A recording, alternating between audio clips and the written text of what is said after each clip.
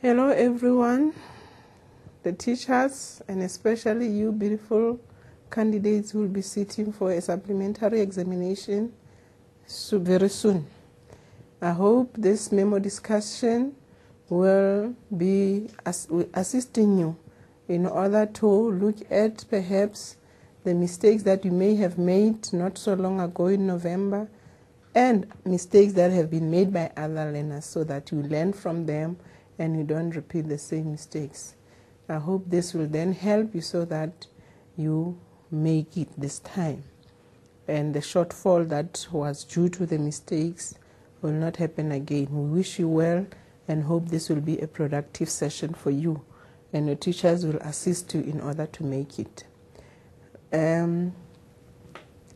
Right. Let us start. Before we start, perhaps, let me say, I'm Palisa Buoi, the subject advisor for economics and accounting in the Clarib district.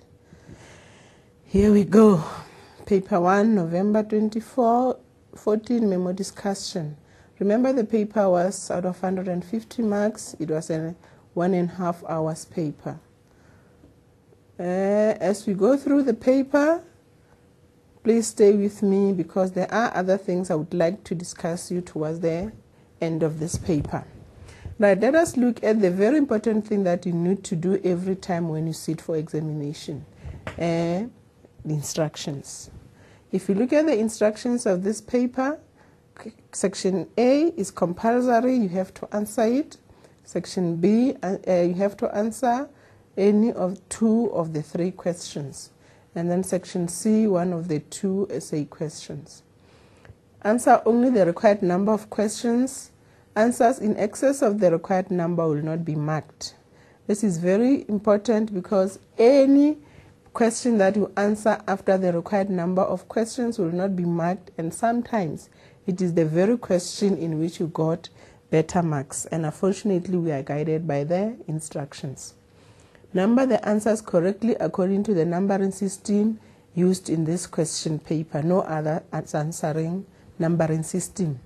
Write the question numbers above each question and then read the questions carefully, because if you read the questions carefully, you'll answer the questions accordingly. Start each question on a new page. That makes your work very neat and nothing will be omitted as marking is done. Leave 2 to 3 lines between the subsections of the questions. Answer the questions in full sentences and ensure that the format, content, as well as the context of your response comply with the cognitive requirements of the question. The question 1 is of lower order, middle, and higher order. That is what is meant by cognitive requirements. Use only a black pen or a black ink pen. That is all. You may use a non-programmable calculator, and please write in such a way that whoever marks your script is not in question of what a letter or word or phrase is actually supposed to mean. It must be neat and it must be legible. Right, let's get to section A then of the compulsory section. Whoa. Right, let's look question 1, 1.1.1. Various options are provided as possible answers to the following questions. Choose the answer and write only the letter A to C next to the question number. 1.1.1 to 1.1.8 in the answer book. There is an example given as to how your response should look like. Right, the first question, the flow of money from the financial sector into the economy is called, what is it called? Right, remember as you answer the multiple choice, I will not repeat this, I'm doing it now because this is the beginning of the paper. It's either you know the answer, you go straight to the answer and say, okay, here we have the flow of money from the financial sector into the economy, which means this is an inflow and therefore we have injections. Or you don't know the answer and you decide to say expense, you don't remember that as being a flow of money from the financial sector into the economy. Leakage, you remember when there's leakage, that is an outflow, therefore the economy is not growing because of the leakage. Then you go to injection. Or if that is the second way of approaching, you are unable to do that, then rather choose any of those to increase your chances of at least getting a mark. Never ever leave a blank space. That is not really acceptable. Right, there is the answer, there is the leakage. Just to remind you of the leakages and the injections. If we can just find the leakages and injections. Remember, when we talk about the leakages, we said it refers to the outflow of money from the economy. There are examples of leakages: savings, taxation, payments for imports. And then the one that was required in your question was injections, refers to the inflow of money into the economy. The following are injections: investment, government expenditure, payment for exports. That was just a way of reminding you. Right, let us go on then.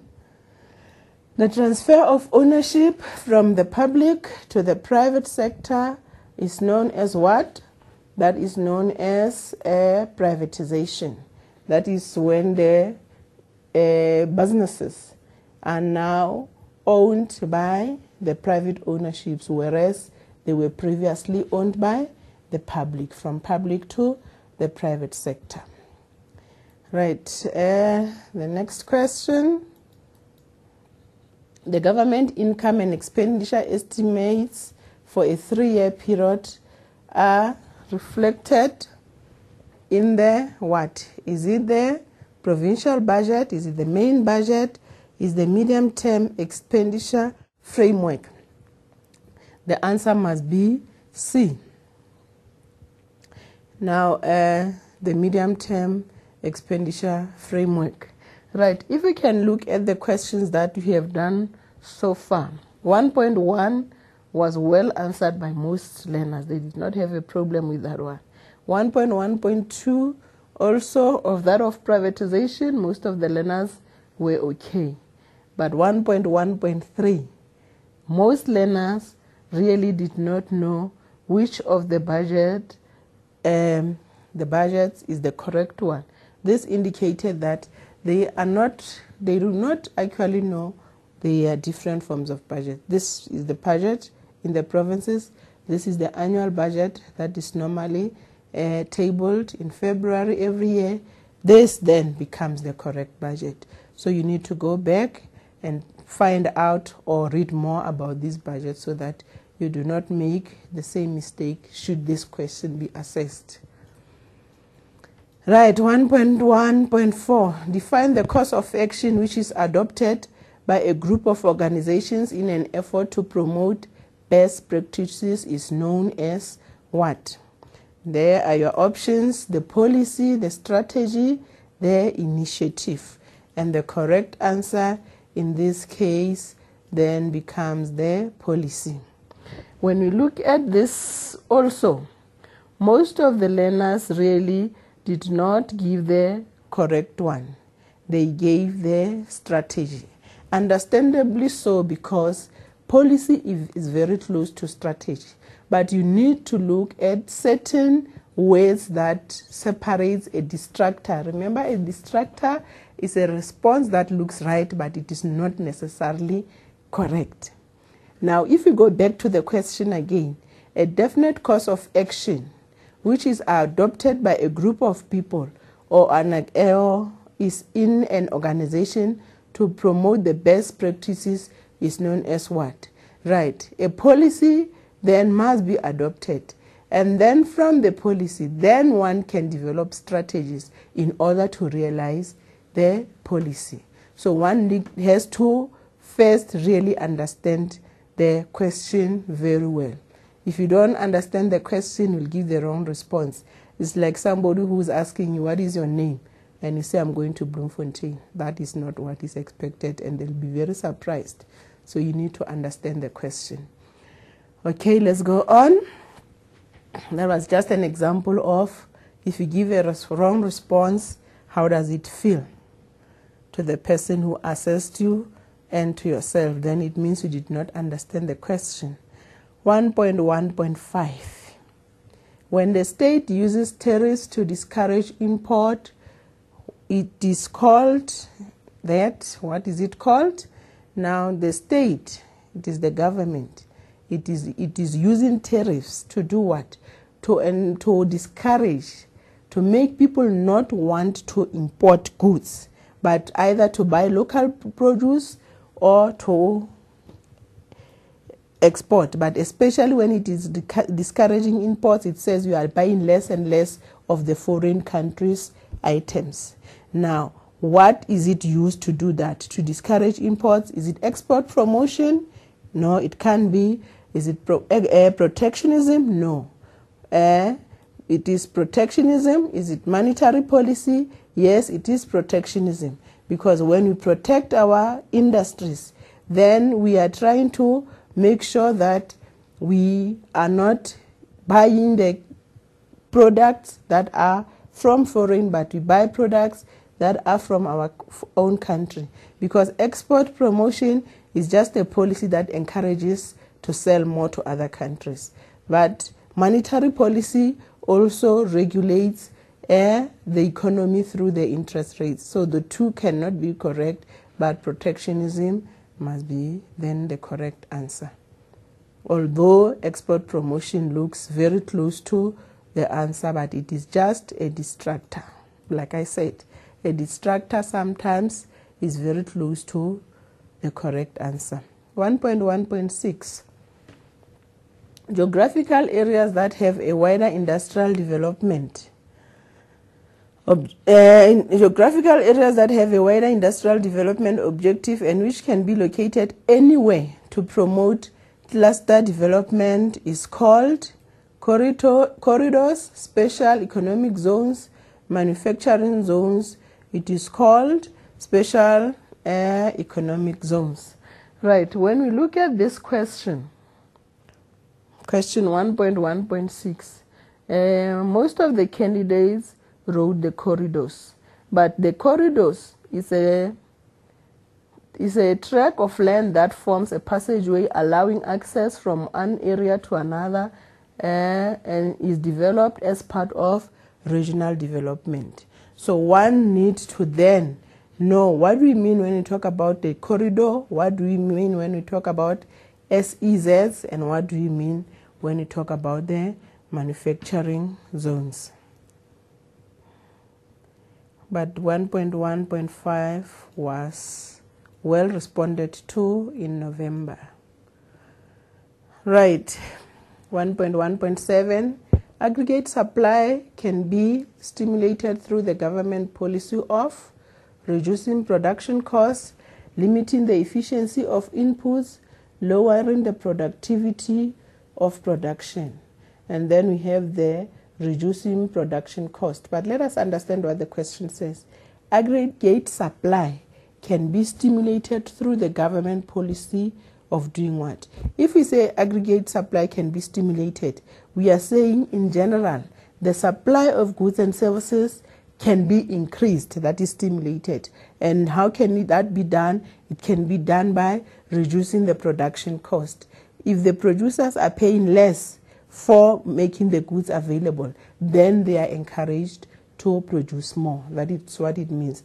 But if we say limiting the efficiency of inputs, you are saying that the inputs that are supposed to be used in the production are not efficiently used, or they are not used to the fullest, and therefore, if they are not used to the fullest, we can't stimulate aggregate supply. Lowering the productivity of factors of production. Remember, productivity is increase in the production capacity. Now, if you lower the productivity of the factors of production, then we cannot stimulate the aggregate supply. Therefore, the correct answer in this case becomes reducing the production costs. This question was also very well answered by most of the learners. I think they understood what was required of them in this case. There was no problem.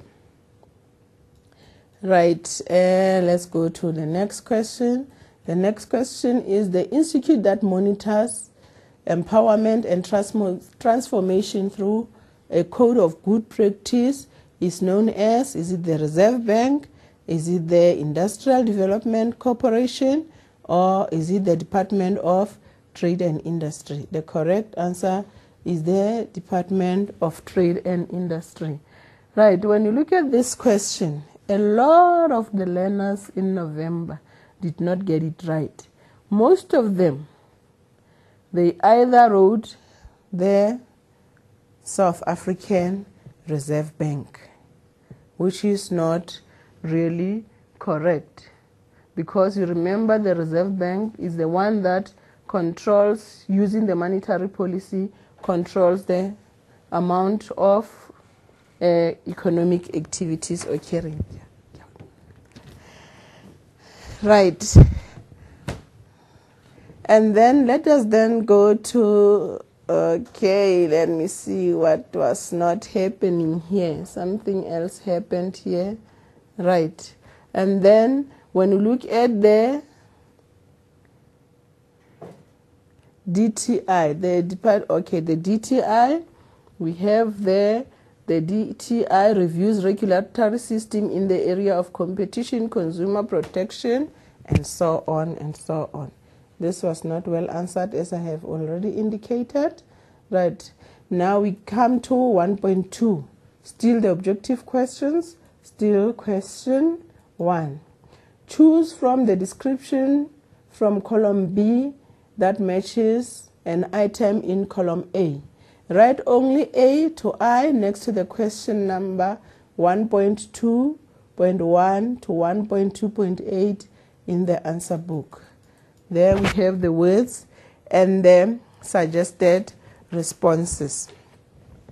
If I may advise you, in order to complete this very quickly, you can realize that according to this, you must read real flows, then go to the responses and read all the responses. And these responses are longer than the options in section A. And if I were you, my learner, this is what I would do. I would rather read here and go to this side. But if you are to do that, you must ensure that before you do that, you have numbered 1.2.1, 1.2.2, and so on. Let us see if we can succeed to do that together. There I have my numberings. Then I go back to my questions and I look at A and say, provided by the state and used by all members of society. Then I go to the column A, and then I realize, okay, real flows, recession, public goods. Then I see public goods provided by the state and used by all members of the society, because there's no exclusion, therefore it must be public goods. Then I'll go to my 1.2.3 and then just put in there A. Then I go to the next question. The next one that I must match measures the changes in prices of goods and services. Then B. Then I go to these because these are short. Real flows, recession, terms of trade, World Bank, Integrated Manufacturing Development Bank of South Africa, Consumer Price Index. It measures changes in the price of goods and services. What is that? It is consumer index. Then I go there and I say that was B.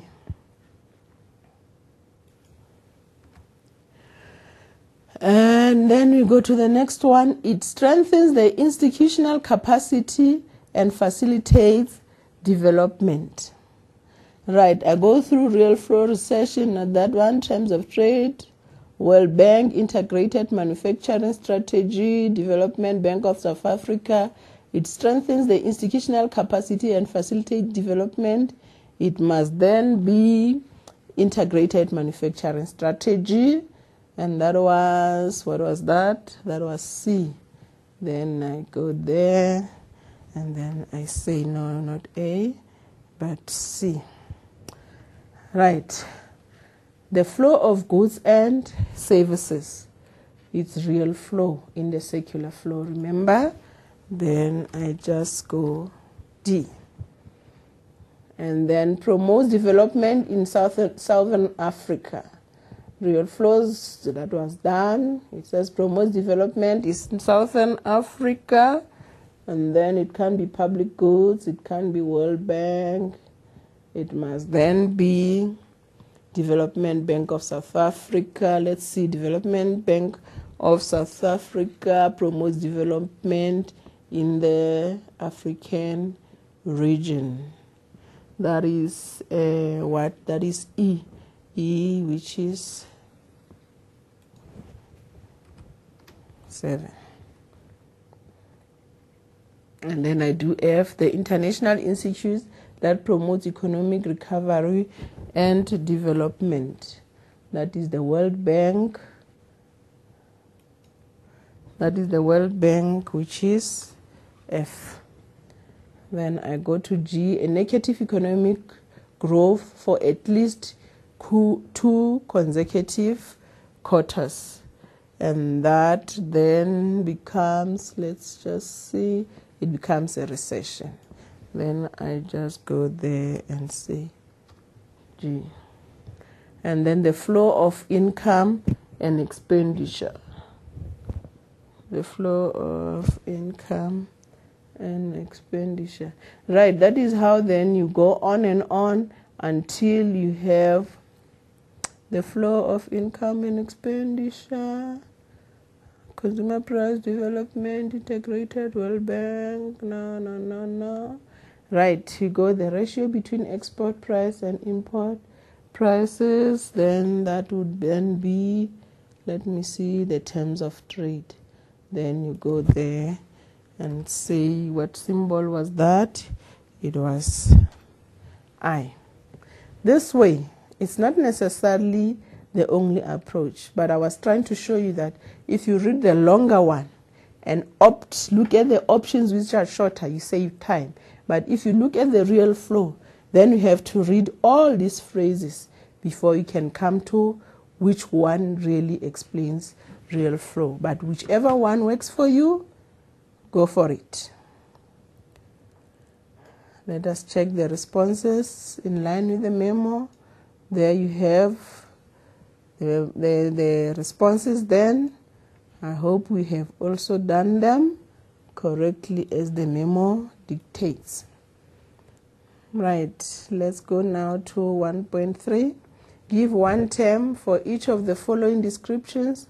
Write only the term next to the question number. There, 1.1.3, 1.3.6 in the answer book.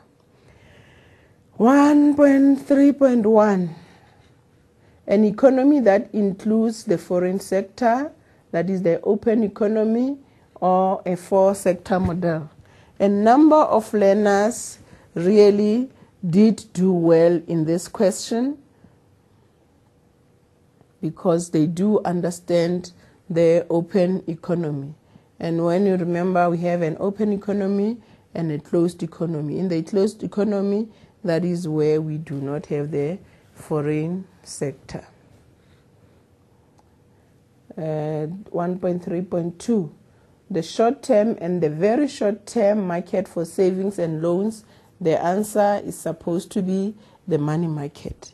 And surprisingly, a lot of learners here, instead of writing the money market, they actually wrote the financial market. Remember, the financial market is the market in which the financial securities are traded. And therefore, a lot of learners here did not get this mark because they did not write the money market, but they wrote the financial market. So be careful. Should this type of question in any form, either whether you have it in matching or any other form, you need to be careful to differentiate between the money market as well as the financial market. Right, let us look at this one now. 1.3.3, a curve that shows a relationship. It is a curve that shows a relationship. Remember, when we illustrate by means of a graph, there are two factors involved. In this case, they talk about the tax rates as well as their taxable income. So if we were to draw our graph, according to this, let's see if we can find the Laffer curve. If we were to draw the graph, where we have, there is the relationship. Remember, in a graph, we can have any other thing that it can be the price and the quantity or any other thing. In this case, we talk about the tax revenue as well as the tax rate. You remember this curve where we are saying at this, that is where the highest tax they can get. Other than that, when you go this side, people are not willing to pay as much tax. And here at 100, people are not willing to work at all. This is the curve that we're talking about. But they did not ask you in this case to draw the graph. But what did they do? They gave you the question and said, in that curve that they are thinking about, in relationship revenue and the tax are being illustrated. So you need to then remember that we are now therefore referring to this, the Laffer curve. That is the one that we have just displayed on the screen. Right, let us look at the other one. The worldwide interaction of economies. Right, before we go to that, let me just talk about the Laffer curve. The Laffer curve, a lot of learners really knew what the relationship that is being illustrated is. That is the Laffer curve.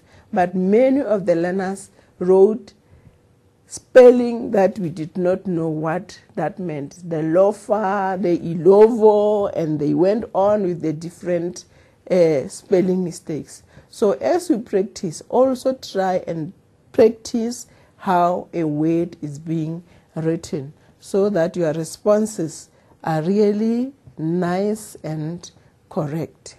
So majority spelled that one incorrectly. Right, 1.3.4, the world interaction of economies with trade as a key element. A lot of learners, I would say a lot of you because you also wrote, globalization, free trade, international trade, and foreign trade were different responses that were given there, and most of the learners really got that response correct. There was no problem there. The rate at which the banks borrow money from the Reserve Bank, the repo rate or repurchase rate, if you remember very well, this was on the news. I think it was yesterday that the repo rate would stay the same. It has not been changed because as soon as the repo rate changes, it affects also the rate at which you also borrow money from the banks. So this was also a response that many of you got right. So I take it you understood, you followed the discussions yesterday. The last one on this section, the removal of unnecessary regulations that inhibit the free trade, that free operation of markets. This is normally a question that you'll have also in the matching and so on, also in the multiple choice. Deregulation. As soon as we have removal, then we deregulate. In other words, we're making more and more of the rules less. We reduce the rules so that more trade can happen, maybe formally as well as informally. Right, so the marks there were 30 marks. Hopefully, when you go and sit for exam, you'll collect the 30 marks. Because in this section, really, most of the learners collected a lot of marks. Marks were in the pocket. After you write this, marks must come to mama. These are free marks. People, work on that. Section B. Now, when you look at the section B, we have short questions that are response questions, as well as those medium questions of discussion of about 8 marks. Let us do this now. Answer 2 of the 3 questions in this section in the answer book. Remember, you are writing only on 2 modules, the macro and the economic pursuits. So of the 3 questions, 1 question will be purely macro, the other one will be purely pursuits, and the other one will be combination of pursuits and the macroeconomics. Remember the time, 20 minutes. List 2 methods used to calculate the national income aggregates. There they stated the 3 methods as those are the methods that can be used: the production method, the income method, and the expenditure method. Some of the learners would just write value added or the GPI income, the GDP income or the GDP expenditure. That is also acceptable. Some of the books have also just done that. When we look at the production method, we look at the usage of the factors. When we look at the income, we look at what the people are receiving. And when we look at the expenditure, how much has been used in order to make those final goods available. So we can either approach it from any of these, and then when we add, the answer that we come to must still be the same. We have just approached the answer from the different angles, using the production, using the income, or using the expenditure. When we looked at how learners have performed in this question, really most of the learners in this question responded incorrectly. I don't know what happened, because when you look into your books, you also have the calculations of the production method, the income method, and the expenditure method in some books. And when you look at the answer that they get when they use the methods, then the answer is the same. You need to go and acquaint yourselves with these methods. 2.1.2, how will the contraction phase of the business cycle influence the economy through the interest rates? Now remember, when you talk about the contraction phase, I don't know if I can get that. Let me see if I can get the business cycle somewhere here. Right, if we look at the business cycle, we have our contraction phase and then we have our expansion phase. So our contraction phase, therefore, we have our recession and depression.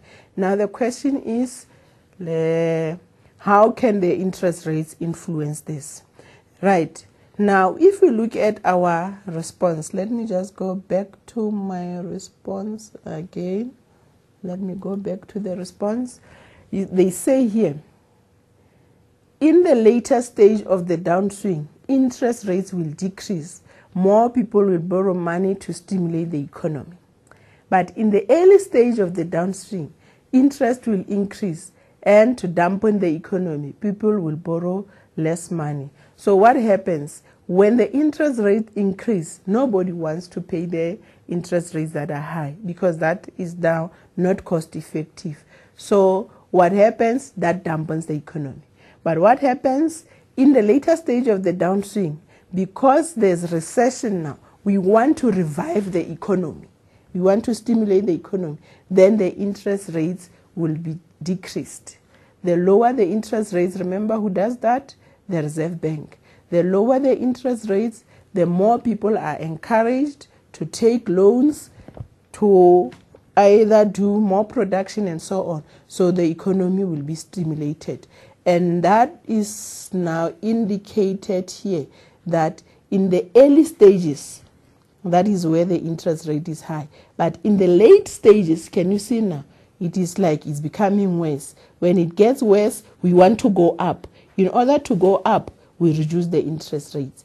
But here in the early stages, we are almost close to a situation where the economy was too high, there was too much inflation, and we want to reduce the amount of money in the economy. Then the interest rates are still a little bit high here, because we are still in the prosperity, closer to the prosperity. That is the early stages. But here, these are the late stages. And the late stages, we reduce the interest rate to pick up. Right, I hope you understand the issue of the interest rates, and hopefully I can also hear myself. Right, let's go to a data response question now. Now, when you go to data response question, you will realize that it's a pattern. It's either there's an extract, or there's a picture, or there's a graph. In the same question, there's two: one picture, one extract, or one extract, one graph, and so on. Now, in this case, study the information below and answer the questions that follow. There is the picture, the economic forecast, adapted from the internet. Economic indicators are statistics used to measure some aspects of the economy, which helps to focus business cycles. For example, unemployment rates, retail sales, and job advertising space. Besides economic indicators, the length and the amplitude of the business cycle are other factors that underpin the forecasting of business cycle. The Reserve Bank also compiles composite indicators to reflect the performance of the economy. Let's look at what they want from us. Identify a leading economic indicator from the above data. Right, if you look at it, if you go back, we have unemployment, retail sales, job advertising space as indicators. But they do not want any of the indicators. They want specifically which one? They want a leading indicator. And if they are looking for the leading indicator, then it becomes the job advertising. If job is advertised, then we know there's better days to come. I want us to just go back to the indicators to remind you what must happen. You remember, if we talk about the leading indicators, these must be the indicators that change before the economy change. That is why there will be job advertising, then there will be growth. But lagging economic indicators, they do not change direction until after the business cycle has changed direction. And then we have coincidental economic indicators. They simply move at the same time as the economy moves. Now, I want to refer you, I think this is a 2009 paper. Let me see. Yes, this is a 2009 paper. This will help you a lot, guys. First, understand the indicators. After understanding the indicators, go and look at the examples that have been given. I have a shopping list of them here, like the leading indicators. You have the number of new vehicles sold, and so on. There is the job advertising in Sunday Times. Can you see that? So job advertising was the correct one. All the others were indicators that fall into the other indicators, either coincidental or lagging indicators. So go back, look at the paper of 2009 so that you can see the examples and you understand what is going on as far as the indicators are concerned. Right, so our response in this case that indicates leading becomes job advertising space. Define the term composite indicator. Now, when you talk about the composite indicator, it is said it's a summary of various indicators of the same type into one single index. What does that mean? It means we take different indicators, we use them together, and then we can give a forecast or an understanding of the direction of the economy and so on. So when it is composite, it means it is more than one indicator. So let's just see there it says summary of various indicators. That is what we wanted to see into into a single index. The three composite indicators are used to calculate a single composite indicator to benchmark a country's economic performance and so on. If you said anything about bringing together indicators, that would have earned you marks. Remember, if you don't know something, also tap into language, because composite means a combination of a number of things. If your economics knowledge fail you, tap into your English knowledge.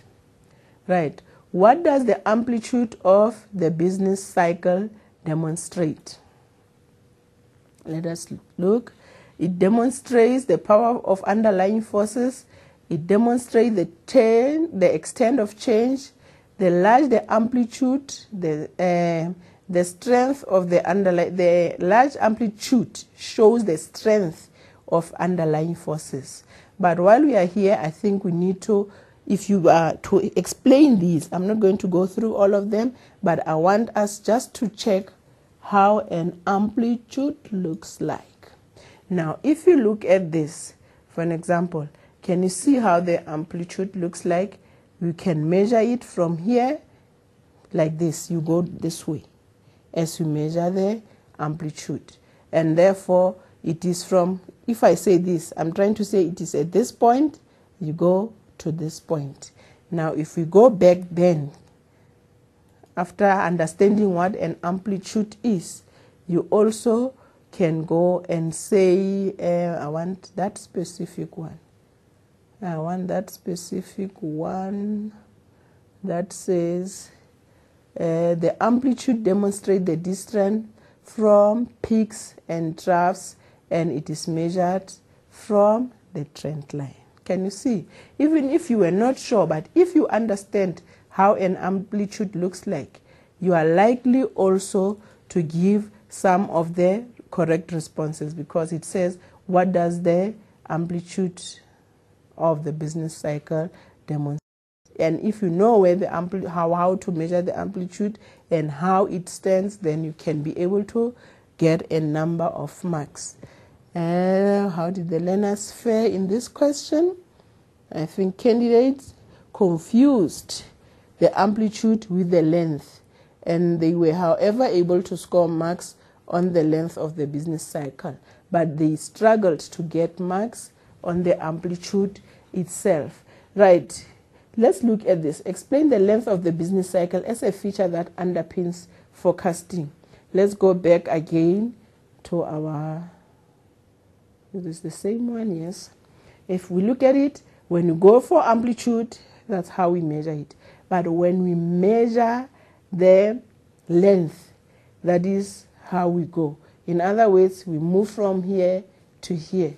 But when we measure the amplitude, that is how we go. And therefore, you do not have to confuse the two when you explain whatever you need to explain. So when we look at explanation of the length of the business cycle as a feature underpinning forecasting, we have here, it is measured from peak to peak and from trough to trough, because we are going that direction. It's the time used to move through the complete cycle. Ne? So the longer the cycle, the longer cycles are stronger and the shorter cycles are weaker. That is depending on how close the peak to peak is from each other, or trough to trough is from each other. So you need to know, guys, what is amplitude, what is the length of the cycle, so that you can be able to, even if you don't say things like cycles may overshoot, but at least most of the learners were able to talk about things like it is measured from peak to peak and end 2 marks if they did not get all the marks. So the understanding of your graphs is paramount. Let's go to 2.3. Study the table below and answer questions that follow. This extract is from the balance of payment. We have there the capital transfer account, we have the financial account, we have the balance on the financial account, we have unrecorded transactions, and then we have changes in the gold and other foreign reserves. If we go to the questions, the first question says, which item captured in the South African business that purchases property in the United States of America.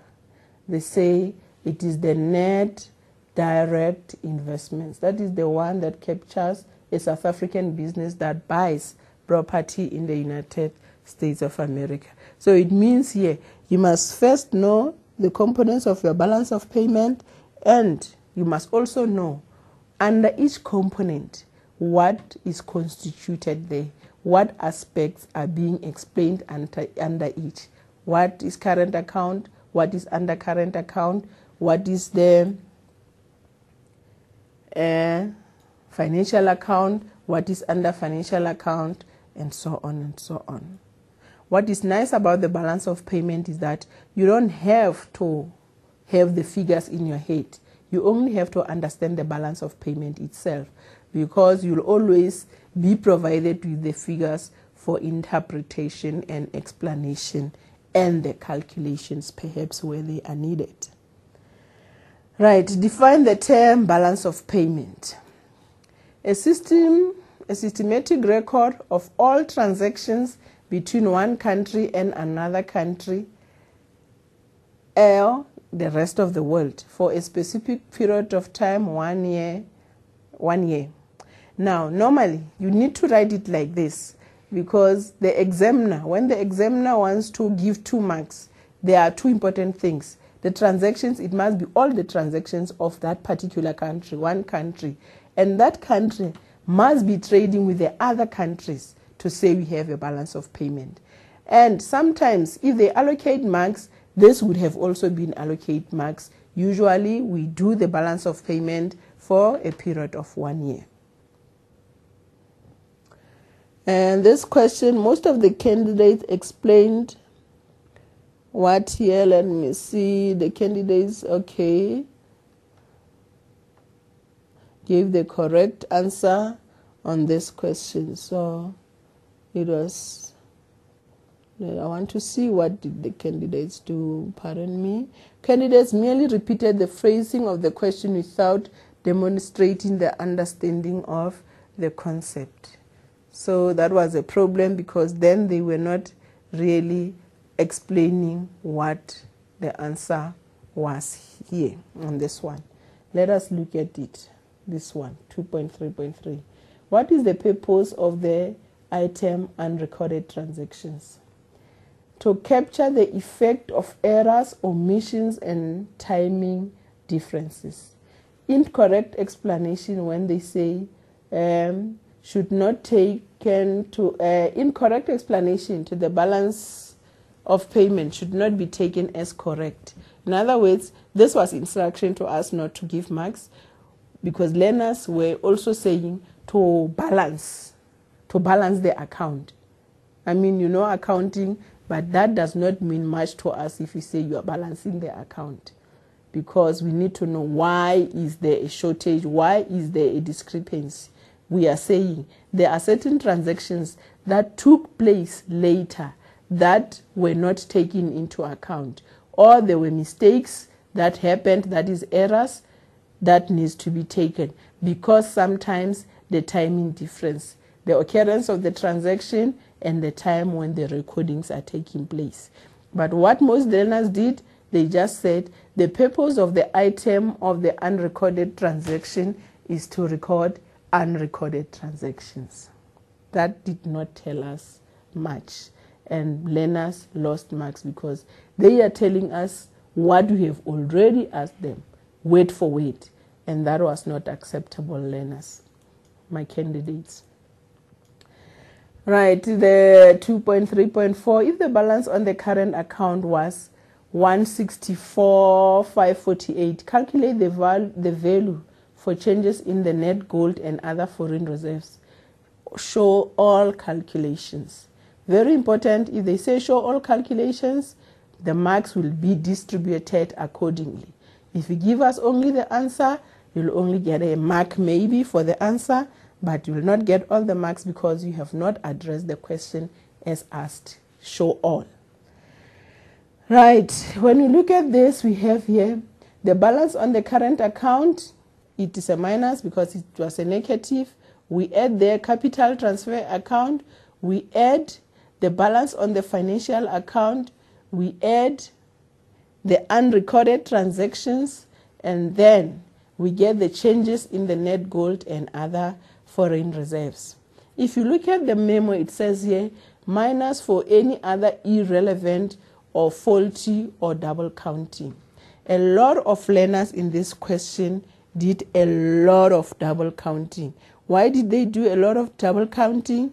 I want to believe it is because of misunderstanding of what is happening. For example, if they take the balance on the financial account, I think we must go back to the question paper.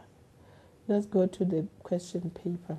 Can you see the financial account? Under financial account, we have net direct investments, we have net portfolio investments, we have other investments. And then these are added to get the balance on the financial account. So what the learners do, let's go back to the answer again. What the learners do, instead of adding the balance on the financial account, then they go back and add the balance on the financial account, but they also add, I want to go back again, they also add these items, but these items are already in this figure, and therefore you should ignore these figures. But if you don't understand the balance of payment, that is going to cause the very problem that we had, where learners had a lot of these double counting that is referred to here. I want to go to the simplified balance of payment just to show you what I mean by what we say when we say you should not add the items that are not necessary. Let's look at the balance of payment for an example. A full one. Let me see if I can just reduce it a little so that we have the whole picture of this thing. Right. We have the current account. We have the capital transfer account. We have the financial account. We have, now, this was what you were asked to calculate, the changes in the net gold and other foreign reserves to the balance of payment. So what is happening? The current account, although we have these items, eventually we have the balance. So we take just the balance. We have the capital transfer account, which we must add. We take the financial account. The financial account, we don't take everything. We just take the balance of the financial account, because this is composed of these. Now, what the mistake that candidates do is to take this and add these again, but these are already in here. Can you see that? So you have to take this figure, take this figure, take this figure, get to this figure. That is what was supposed to have happened. Like I said, with the balance of payment, there's no need to have the figures in your head. In any case, it changes from time to time. Understand it so that you are able to respond. Because at times, in this case, you were asked to do the changes in net gold and other foreign reserves. But in some questions, if you remember the previous question papers, what they will do, they want to know if you know the components that will end up having this balance. Then they say, maybe they remove this one, or they add another one, which does not belong to the financial account, which belongs to, say, current account, and say which one does not belong here, and so on. So you need to know the accounts and then the different aspects or elements which are composed within each account. Then you will not go wrong at all. Right, now we go to our medium type of questions. Compare the free floating exchange rate as well as the managed floating exchange rate. Here, the question wanted you to compare. Now, if you were to compare, it means what must happen then? It means you must say maybe the free floating can be, say, defined as exchange rate which are determined by the market forces of demand and supply. But this one, as opposed to that one, is a system where the central banks intervenes in the exchange rates, market stabilizing in the exchange rate market, stabilizing the currency, making the currency to be stable, in other words.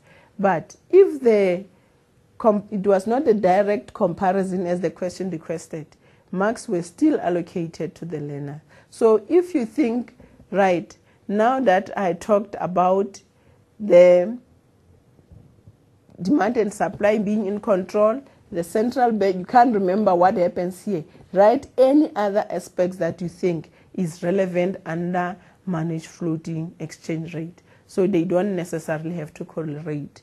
But for a learner who knows what is doing, then the comparison will be spot on. But in the case where it is not spot on, you are still free to give the points. Remember, first you know, second you give it your best shot. Right. So here we had most of the learners could understand the different exchange rate systems, but they did not get sufficient points. Remember, this is an 8-mark question.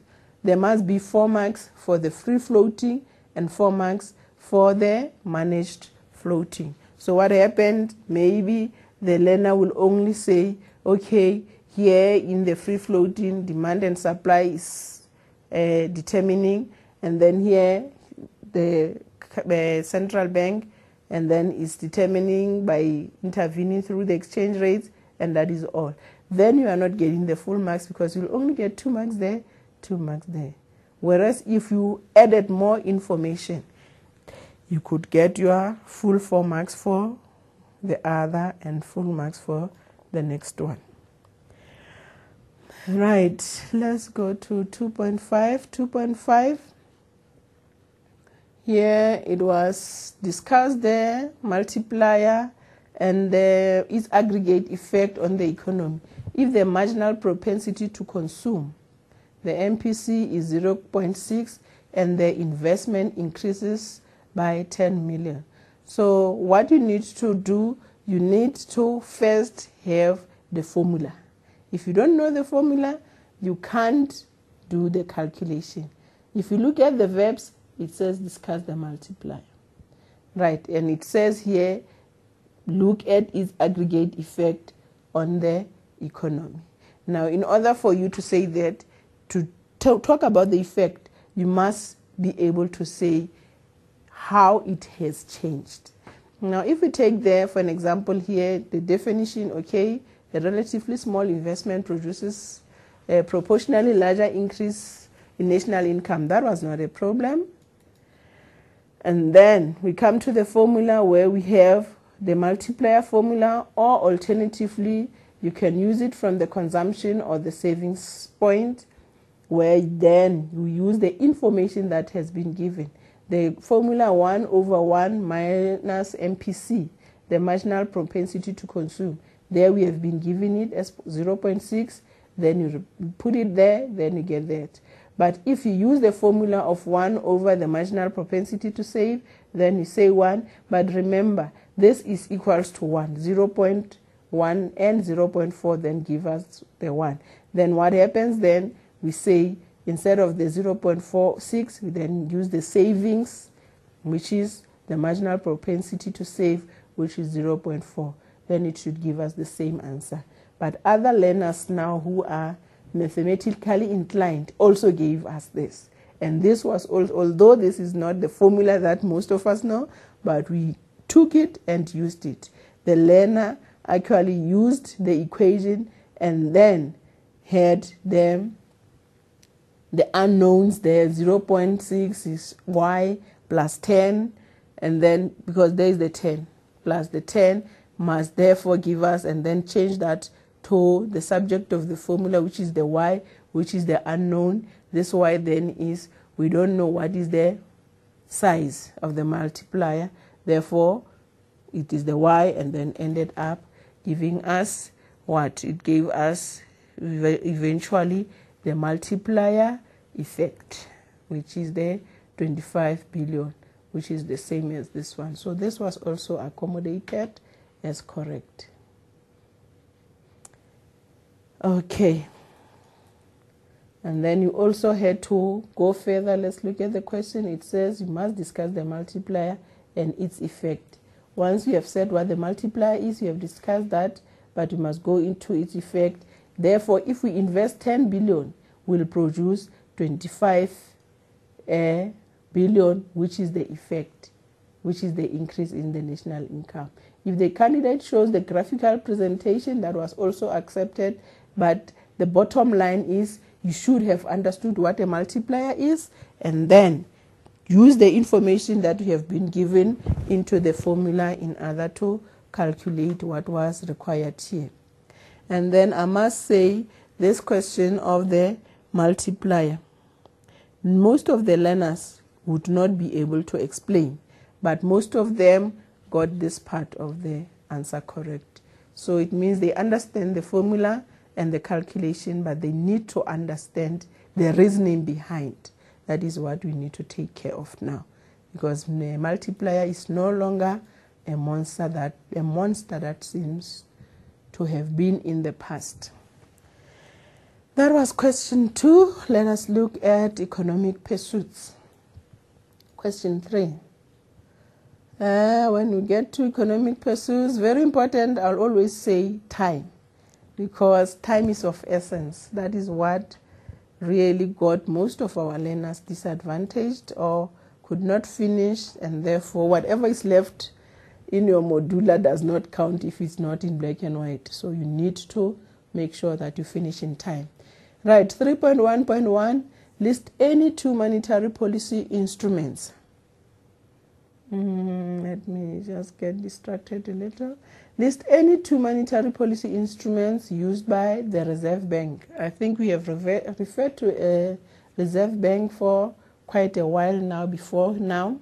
But these are the instruments used: the interest rates, the open market transaction, the moral suasion or persuasion, cash reserve requirements, and then the exchange rate policy. Those are the tools at their disposal. They can either increase or decrease in the interest rates, depending or whatever, or use any of these. Encourage people to save more, and so on and so on. They can tap into any of these instruments to either steer the economy into growth or into another direction, depending. 3.1.2. And before we go to 3.2 to 3.1.2, I want to say this question was not answered correctly, the one of the Reserve Bank, surprisingly, because the learners confused monetary policy with fiscal policy. And the most of the learners, or the candidates, wrote the tax and government spending. People do not make this mistake. Remember, we can steer the economy in either direction by using either the government or using the Reserve Bank. And when we use the government, then that is when we can talk about the tax. Say, for an example, we want to reduce the economic activities. What do? We increase tax. When we increase tax, people have less money. They have less money, there's less spending. If we want to, we can reduce tax. If we reduce tax, people have more money. When people have more money, there's more spending. Which policy is that? It becomes fiscal policy. But say, for an example, we increase interest rates, we discourage people from borrowing money, there's less spending. We decrease the interest rates, people borrow money, there's more spending. Which policy is that? That becomes the monetary policy. So you do not have to confuse the fiscal policy with the monetary policy, because it is also not steered from the same organization. The other one is by the government and the other one is by the Reserve Bank. And the one by the government, remember, we always hear that from especially the tabling of the budget. Thank you. I hope that will not happen again. Right, 3.1.2. Why are economic indicators important to the government? Right, remember, we have economic indicators and we have social indicators. So you need to know what do we mean when we talk about the economic indicators. What does the government then use the economic indicators for? The government use it for budgetary planning purpose.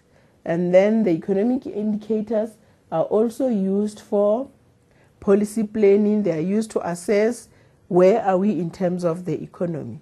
Right, while I'm here, maybe I can just remind you of that. If I can find that document and say, remember, we can either talk about economic indicators or we can talk about social indicators.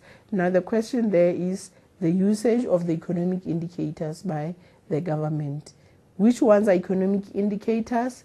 These ones that are relating to the economy. Social are more related to people's state of being and so on. Now these ones, the inflation indicators relating to foreign trade, what is the rate of unemployment, how are we far in terms of productivity, the GDP indicators relating to interest rate, how much money we have in the economy, those are economic indicators. And we talk about the economic indicators. The question there says, if the government has this, why is it so important to them? What do they do with this? And that is what you were supposed to say or answer. Because if they do the budgeting, then they must know where the what is the situation with the inflation. Can now we reduce the taxes? Can we increase the taxes? Do we want to dampen the economy? Do we want to stimulate the economy? Those are the things that they need to know. And then they can assess also what is the situation in terms of economy. Right.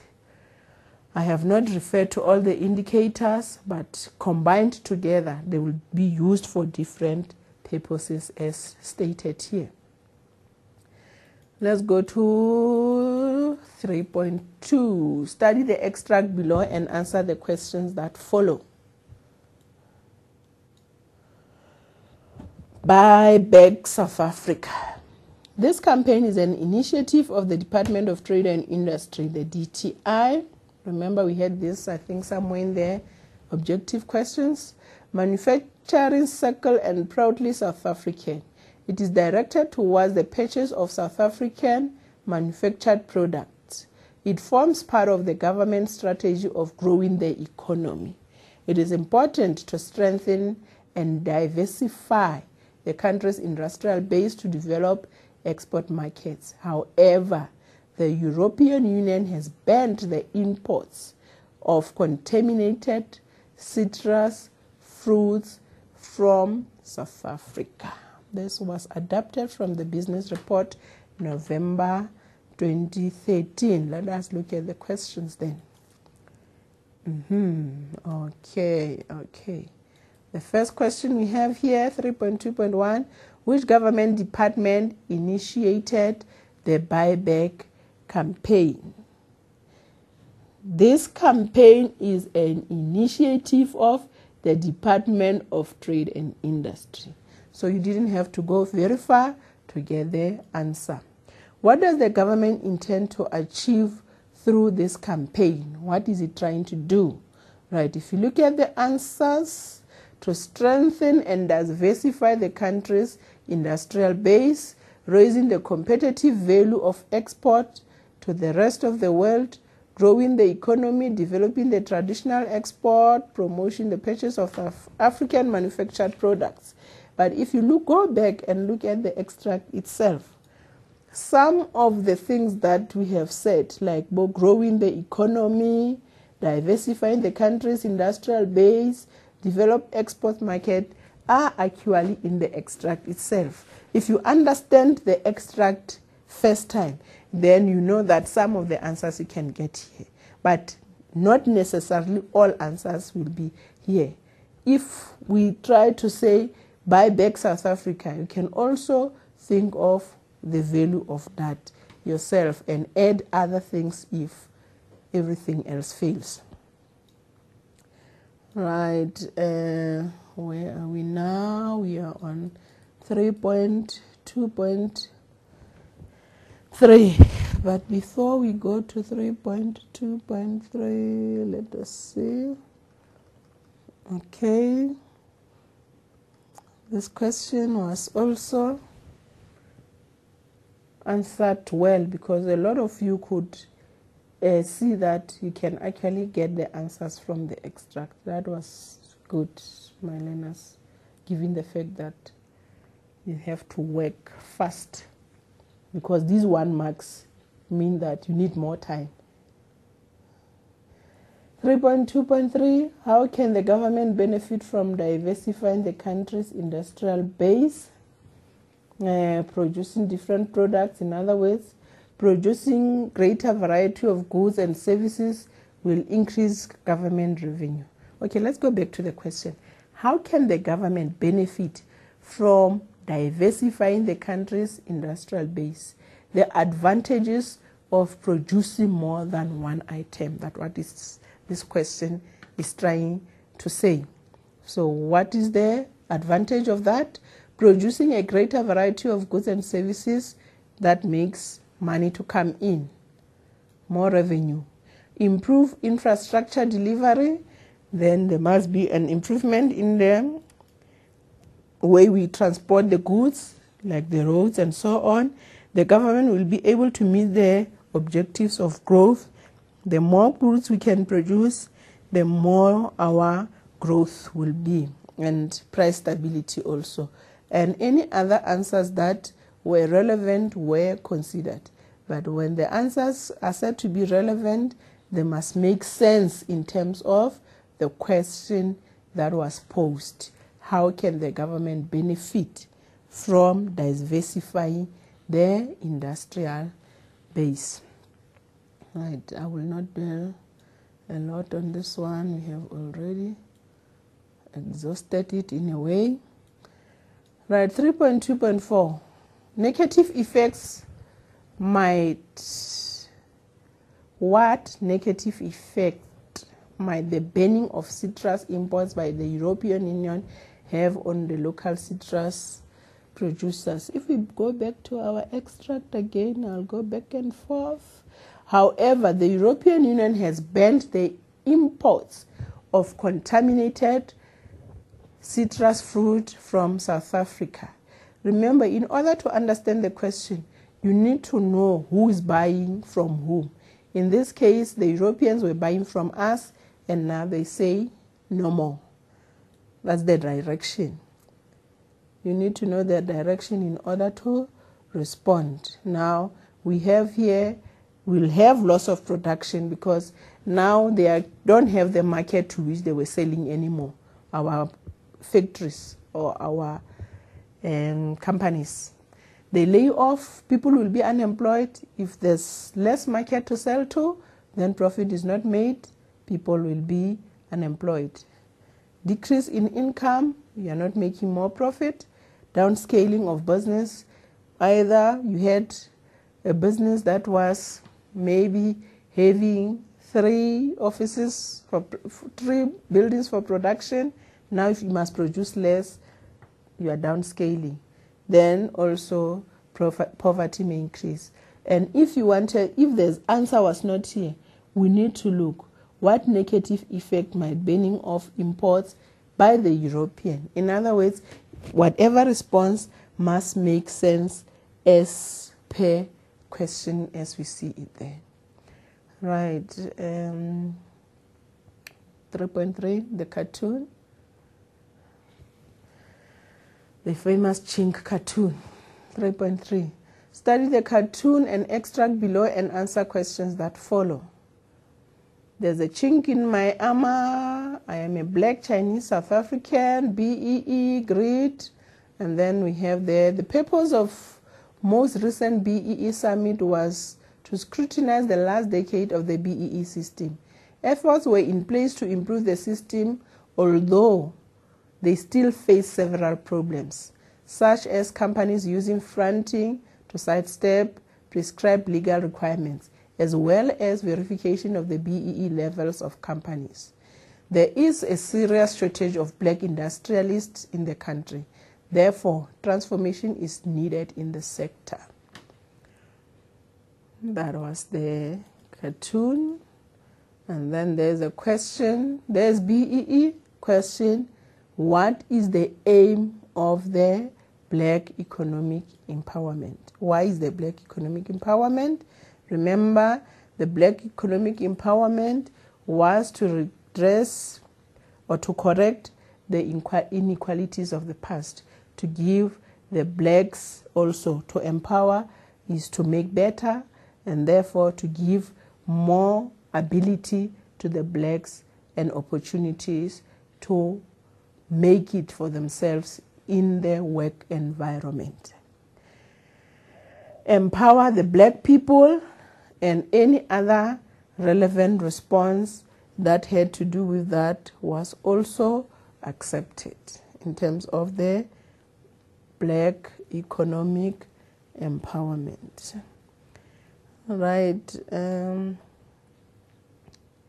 Like we said, some of the answers will not necessarily find in the extract itself, but first try to see if you can get those there. If you can't, remember this, the aim. Let me go back. The aim of Black economic empowerment, it's stated just as is in your exam guideline. Therefore, it means you should have known what are the aims of the BEE. What challenges does the BEE policy currently face? We have the verifying the BEE levels of companies, fronting, fronting where they say this company is black owned, when they have taken some people who have no clue what they are doing in the company. They are just there as workers, but they are said to be the owners of the company. That is the fronting, corruption, nepotism, of hiring your own when they don't qualify, and so on and so on. Still, there's a shortage of black industrialists. Those are the challenges of the BEE. Despite the fact that blacks are to be empowered, there are certain stumbling blocks that make BEE perhaps to not thrive as it's supposed to thrive. And when you look at these, you actually have some of these responses, like I said. If you read carefully in the data response, sometimes you get the answers from the data itself. Let's look. We have the fronting, for an example, the verification, and the others, the serious shortage, and so on. You can still find the answers in the extract itself as long as you have comprehended the question. Explain the message depicted by the cartoon. You look at the cartoon and say, this cartoon in summary, it explains the following. So here it says, some industries misuse the benefits of BEE for their own greed. Some individuals, misuse the benefits of BEE for their own greed. And then you can see that before democracy, Chinese were classified as Asians. After democracy, Chinese were also classified as black. This emanates from the fact that this person who says there's a chink in my armor is perhaps a Chinese who says now I'm a black Chinese in South Africa. You see, that gives more or less the picture of what is happening. But some people also are claiming, I'm not saying the Chinese, are claiming to be black so that they benefit from this. That is why there they say, the cartoon explains that some people, because of greed, are using the BEE, which was well meant, in a very abusive and incorrect way. Have you realized I used other words except the one in the explanation? That is because, what do we mean? Any other relevant message. So I've said the same things, different words, therefore those can be granted marks because they're still meaning what is encompassed in the explanation here. Relevancy. In your opinion, why do you still experience a serious shortage of black industrialists in South Africa? We still have this problem because people do not have capital, they do not have money, they cannot afford the machineries to start the business sometimes. There's lack of training. Sometimes they do not know much in terms of what to do. That is lack of training and grooming of more black industrialists. Those could be the reasons.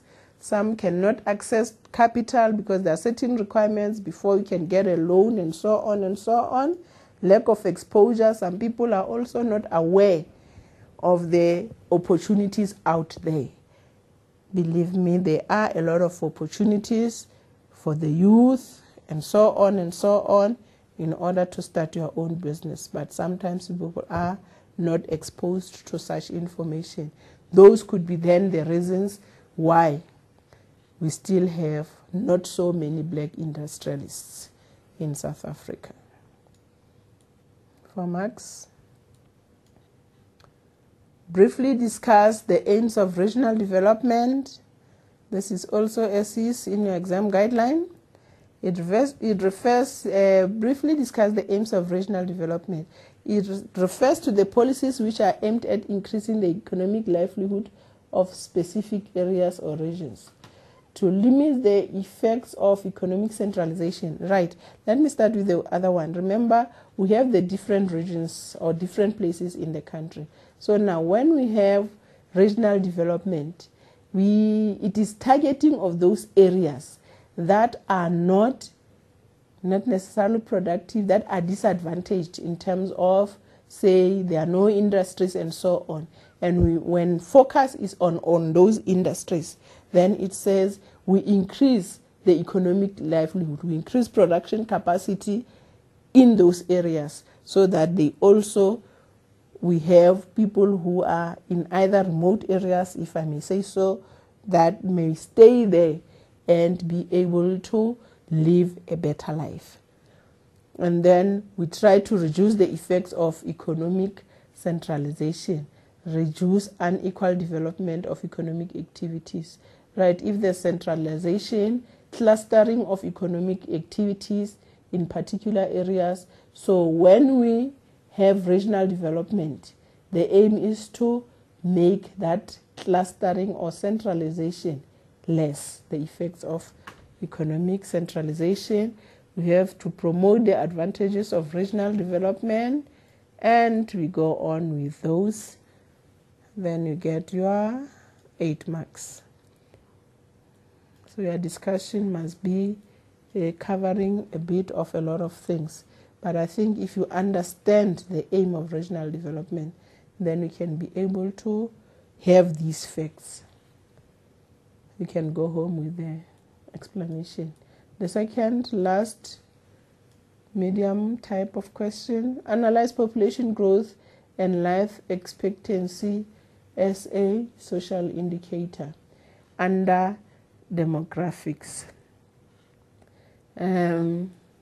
Right, we have, I want to first show the response and then go back to explaining this.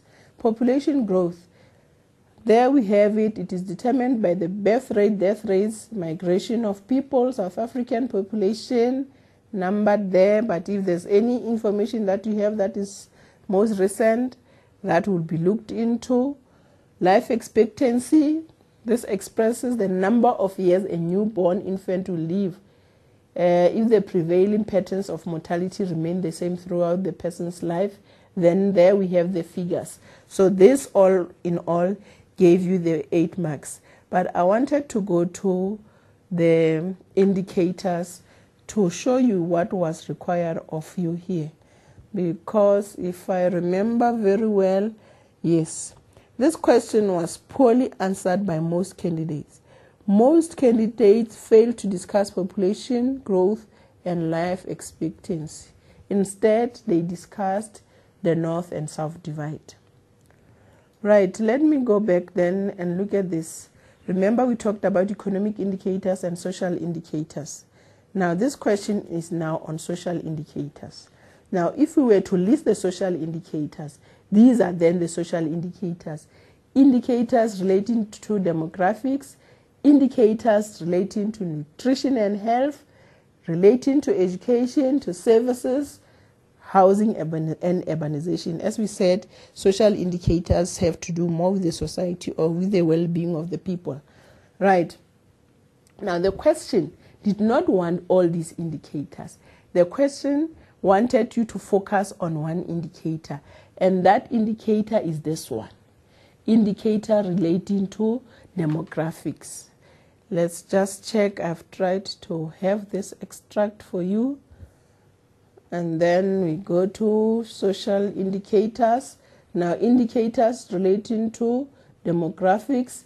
Then under the demographics, the government and the business must know the size of the population. Demographics is about the numbers. Now you had to talk about the population growth, how the population is increasing, but also how long that population is expected to live, or the mortality rate of that population, where you had to explain the life expectancy and then refer to some of the figures in order to say more or less the mortality rate is, say, 52 in this year, in 2011, and so on and so on. So this had nothing to do with the other indicators, but one indicator tabling or explaining their particular elements in that indicator. Right, and then the learners did not do that. They failed to do that. Instead, they went to the north-south divide, which is totally something else that has to do with the countries that are well developed and other countries that are less developed and their characteristics. And that was not asked for. Remember what I said about when you answer what you are not asked for? It's like saying, what is your name? And you say, I live in Bloemfontein. That's not on. Right. Question 4, macroeconomics and economic pursuits. I said this at the beginning. When you do section B, you'll have one purely macro, one purely economic pursuit, and a mixture of macro and pursuits. This is the type of question then. Remember, 20 minutes. Answer the following questions. List 2 supply reasons for international trade. That is this natural resources, climatic conditions, labor resources, technical resources, specialization, capital. Remember, in this case, you are just to supply reasons for international trade. In a case where you are supposed to, maybe they can use the questions also, say in an 8 marks question, where they say, discuss maybe natural resource as a reason for international trade. That is now where you must go home with this and say, natural resources differ from one country to another, therefore it makes them to trade, and so on and so on. You go on with the different aspects. But in this case, you only had to name those aspects without elaborating on them. And most of the learners in this case, what did they do? Most of them were not able to answer this correctly. What is the main purpose of expanded public works program? Right, create employment using labor-intensive methods, giving people the skills that they need in order to find jobs. The EPW, the aim, yes, most of the learners, when they wanted to talk about the EPW, understandably, they've seen the people in their areas in, do we call them overalls? I'm not sure, working there. Then they just say the aim is to pick up papers, but actually the aim is to, those people, as they pick papers, it is because they are employed, they are going to be paid. And therefore, that is the main purpose. And they can do a different tasks as under this expanded public works program.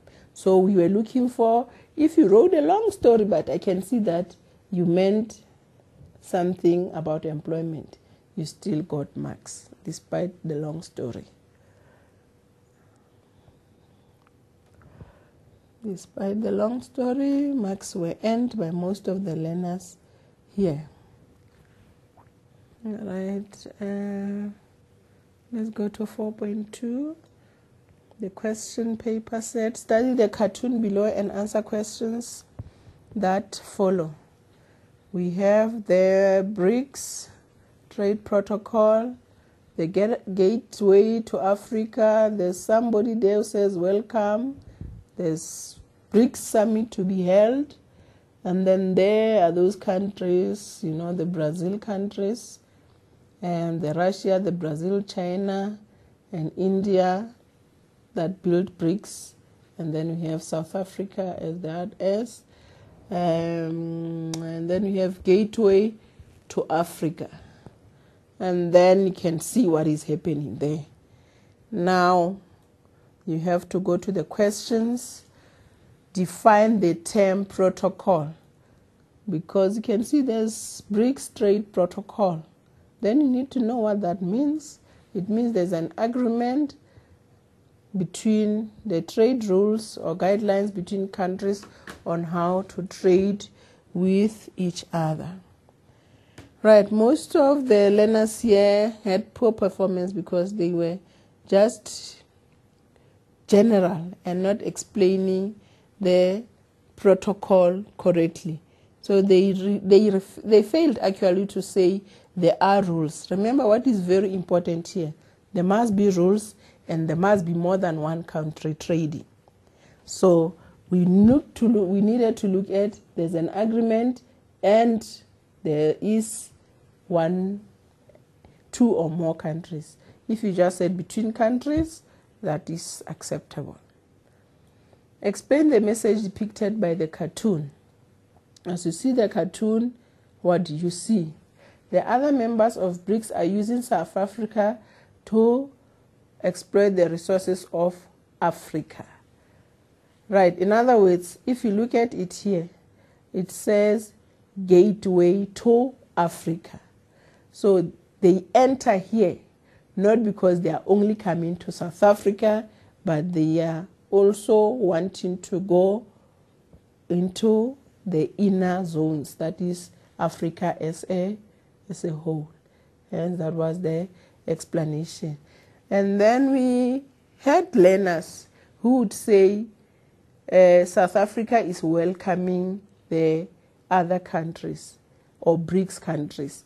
That is not fully correct, because although you are here, you need to look at the picture as a whole and say what is happening and give a summary of the whole picture in order to. That was very difficult because a lot of learners did not earn marks here because they were just giving one aspect which does not summarize the whole data response question or the cartoon.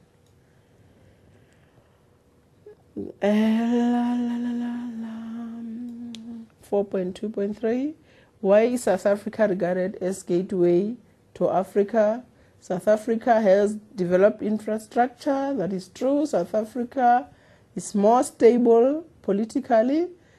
Financial and economic stability is there. And then it is largest or second largest economy in our sub-Saharan Africa. So it is an ideal entrance. Any of those was acceptable. How will South Africa benefit from the BRICS membership? These were the reasons. Then South Africa will benefit from being member of the, must I say BRIC or BRICS? Because S, that stands for South Africa. So in the BRICS, let me just say BRICS. In the BRICS, South Africa will benefit because it will have to advance its national interest. South Africa is able here to, what are the national interests, the increase of economic growth, full employment, and the others. Then it will be able to benefit because there is increased understanding for trade. with other countries, especially those that have been mentioned, which are part of the BRICS, to promote its regional integration program and related continental infrastructure program, to partner with key players of South on issues related to global governance and reform. South Africa membership of this body has expanded BRICS geographic and intercontinental reach, being able to venture into other countries. Then if you had any of these or others which are relevant to this, then you would have addressed this question: why South Africa in BRICS? Is there any value of South Africa in being in BRICS? Are we benefiting? The question is, are we getting anything for being a member? And the answer is, these will be then the benefits. 4.3. Study the table below and answer the questions that follow. National income and production accounts, these are aggregates, remember, of South Africa. Compensation of employees, there you have net operating surplus, consumption of fixed capital, that gives us gross value added at factor cost. Other taxes on production minus the subsidies, and then there is what is wanted. There is this figure. We had this figure, now we have this figure. What is happening? What is supposed to be that figure? We have the gross value added, or the GDP at basic price. Remember, first it was the factor cost, and then before the commodities are sold, we say this is the final, or this is the amount that the producers are saying this product, before we take it to the market, is worth this. That is why after they have done all the compensation, pay their employees and all the factor cost, then we say the other taxes on production. And then what were they subsidized with in order to have the value of the product lessened? In terms, no, not the value of the product, the cost that they have incurred to be lessened. That's what basically it means. Then we say eventually we have the gross value added at basic price. Now, when we have that, eventually now we say there's the product. Now, if there's taxation on the product and then the subsidies on the product, in this case, the subsidies which the consumer benefits from, then we have the gross domestic product and the market price, the price at which now the consumer may buy the product.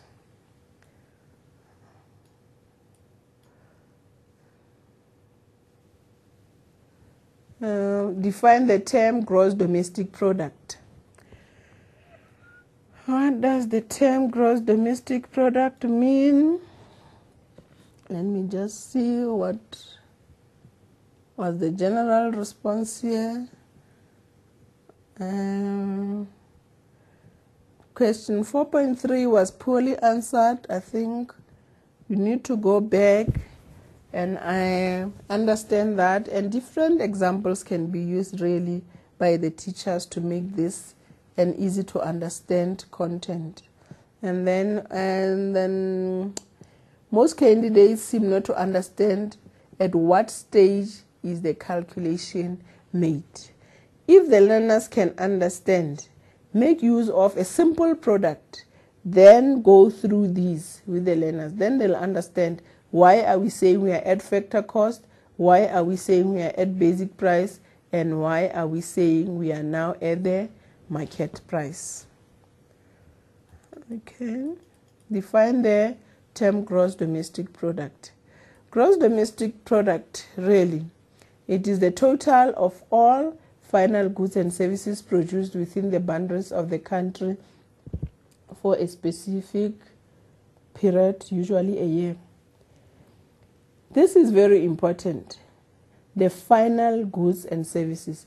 Remember, in the production process, sometimes the goods are yet with the factories and they are not even here. They are not at this stage of the market price. They are somewhere here. They are somewhere here where they are still in the production process. Those are not considered to be part of the domestic product. When the goods are in the market, are at their final stage, then they become part of the gross domestic product. And that production must not happen anywhere. It must happen within the boundaries of the country. It doesn't matter who does the production, whether it's the citizens of the country or it's somebody else who is in the country, then it becomes the domestic product. I normally say, make use of products that the learners understand, then it will be easier for them to understand these and then relate to the content. If you take an orange, we take the orange from the farmer. If they are sold directly to the consumer, then they will become part of the final product. If you take oranges for an example, and then we want to turn the oranges into the orange juice, while they are busy being turned into the orange juice, they are not part of the final product. But the orange juice, when it is complete and done and ready for the market, becomes part of the final product. So the product must be at a stage where no production will still take place or processing will take place on it. Then it becomes part of the final goods as well as the services, and then important within the boundaries for a period like usually a year. Explain the item consumption on fixed capital. Consumption on fixed capital, the cost of using capital or the machinery. So that was 2 marks. And if we said the depreciation on the use of fixed asset, that was the mark. Or if you said the diminishing value of an asset. This consumption of fixed capital is the usage of the capital, and as you use the capital, it diminishes in value. And most of the learners, I think those who were doing accounting, referred to it as depreciation, and they were also allocated marks. Calculate the gross domestic price at the market price B. Show all calculations. As soon as they say show all, show all. For an example, we have the gross value added at basic price. Can we go back to, there comes the back and forth again. We are here now. So we were asked what is this? We said it's the GDP at basic price. But we had this value. Now they want this value. So it means what is happening, you must remember now, is 2820, 262. That is at a basic price. But now what happens? It means there's a taxation on the items which must be added, and then because there's a subsidy, that must also be subtracted. Then there is the 20086, which is subtracted, because remember what I said? I said the subsidy lessens what the impact that the price would have had on the consumer.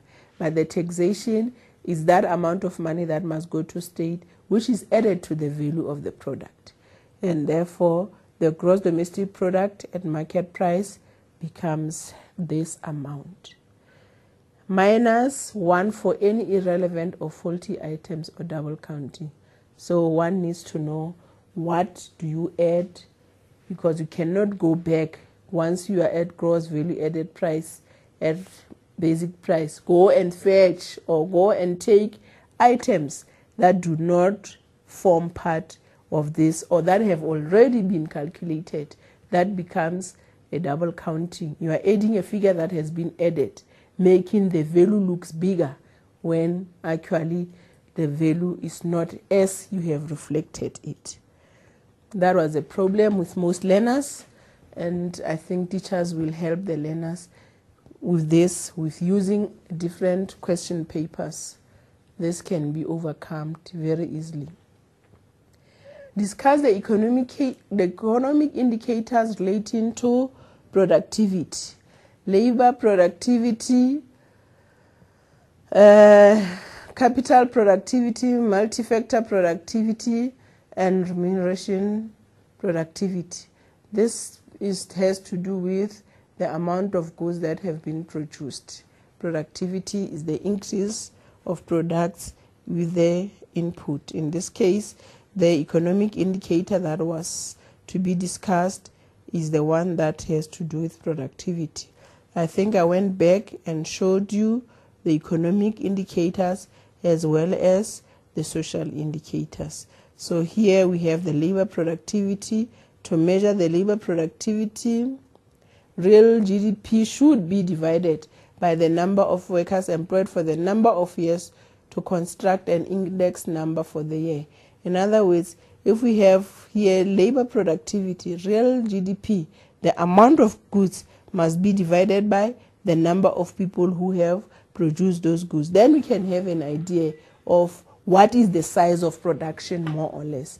And then capital productivity refers to a change in output in relation to an increase in capital investment. How much of the GDP do we have with the increase in the capital? Multi-factor productivity, where we used more than one factors in order to increase the GDP, or the effect on GDP using more than one factor. Right, remuneration per worker. If the labor productivity increases by less than the wages, inflationary pressure will occur and the business cycle may turn unfavorable. Unemployment may increase if then we have less wages. If labor productivity increases by less than the wages, remember the labor productivity, we have already referred to it. And if that happens, but the wages are less, then we have an inflationary pressure that may occur, and then the situation is unfavorable and people may end up without jobs.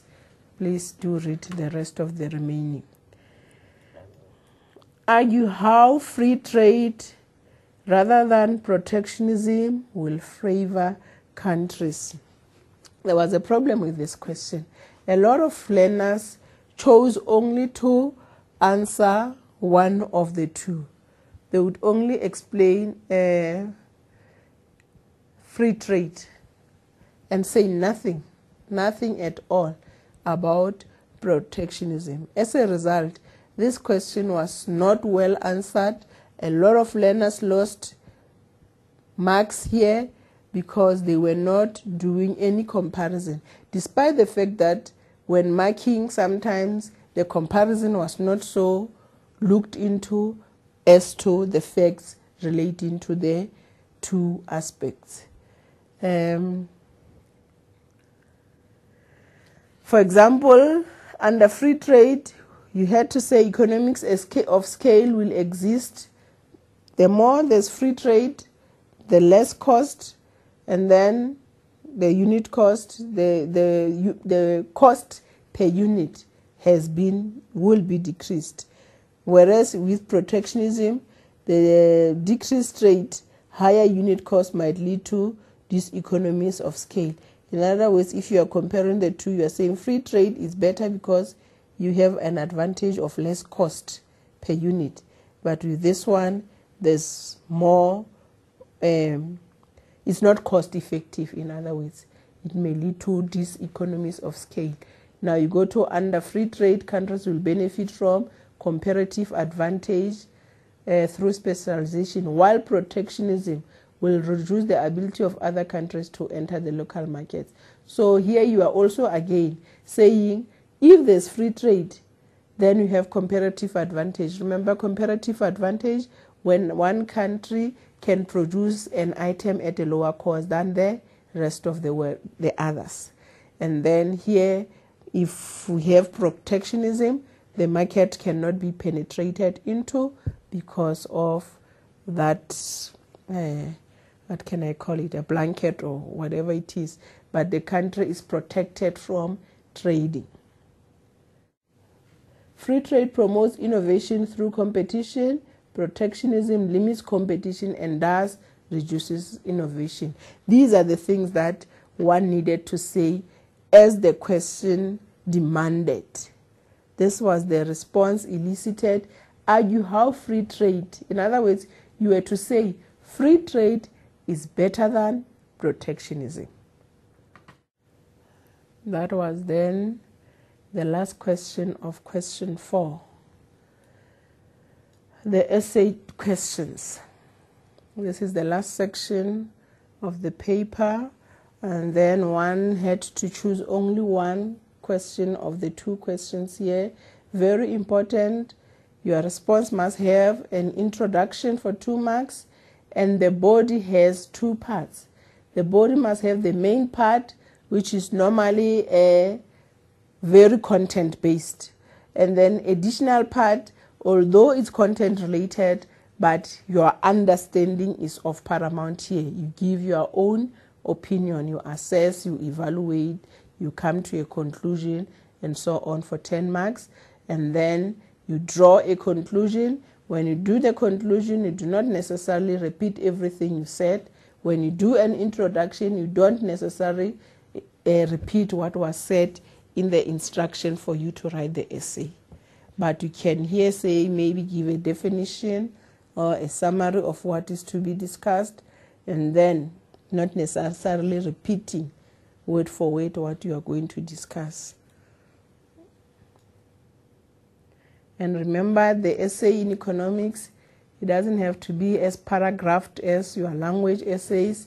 You can do it in a point form. Then we are not missing any of the facts you stated. Right, let's look at macroeconomics. Question 5. Government is constantly trying to achieve specific objectives to improve the standard of living of the nation. Discuss the macroeconomic objectives of the state in South Africa's economy. That was the first part, the macroeconomic objectives. The second part of the question, in your opinion, to what extent has South African government achieved these objectives? What this then says, when you have said what the general aims of the country, the macro objectives of the country, then you refer to the same objectives that you have talked about. Let's say, for example, you said the objective is to get full employment. Then here, as you are giving your opinion, you need to refer to full employment and say, I think they have achieved or they have not achieved for reason 1, 2, 3. That is what was the kind of response was elicited from you with this question. Let us then look at the memo itself. Introduction, the government provides goods and services that are undersupplied by the market and therefore plays a major role in economic activity and guiding and shaping the economy.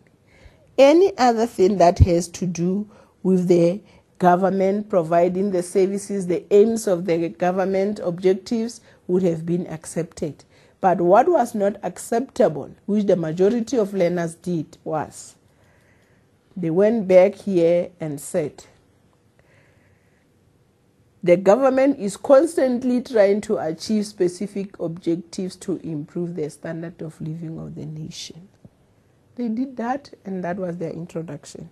And that is not acceptable. That is a mere repetition of what was here, and you are not introducing your topic at all. Therefore, avoid verbatim writing of what was given to you as part of your introduction. Right, there is the main body of the government objectives, economic growth. As you can see, although there's 1 mark for the headings now, but you still need to have the headings.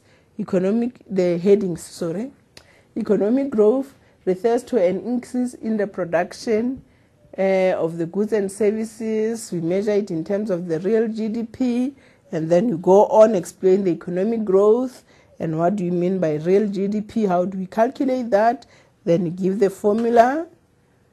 You only give the formula, you don't give any figures here, there are no figures. Then if the objective is full employment, you explain what full employment is. And then you explain all other elements that has to do with full employment. Like for example, it says here, it is when all people who want work, who are looking for work, must be able to get the job. That is full employment. And then you have other aspects then that can be explained. High levels of employment is the most important objective of the government. As you know, in South Africa, whenever there is a budget speech, employment will be referred to in many ways by the president here. Exchange rate stability. The economy must be managed effectively, and effective fiscal and monetary policy must be used to keep the exchange rate relatively stable. Remember the exchange rate, the buying of one country from another, the rate at which that buying takes place, and so on. And then the managing of the floating exchange rate that was referred to in the other question. And then the price stability, referring to the prices, cause stable prices cause better results in terms of job creation and economic growth, like maintaining of the inflation within the target of 3 to 6. Remember, it is now a bit high, slightly higher than this, but we are striving as a country to stay within the 3 and 6. The more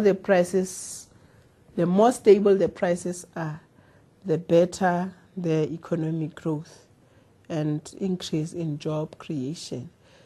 Right, and then we have the other objectives like economic equity or fairness, where redistribution of wealth is attempted so that to lessen the situation where the richer are too rich, and then we have the very other ones who are so economically disadvantaged, it does not become funny.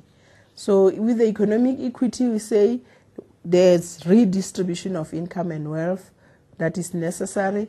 South Africa uses a progressive income tax. This is one way of doing it, where we say, okay, the ones who are earning higher must be taxed more, the ones who are earning less must be taxed less, and other means like the cash grants to the poor, trying to give a child support grant, disability, and the others to ensure that we lessen the gap between the rich and the poor. That is all what economic equity is all about.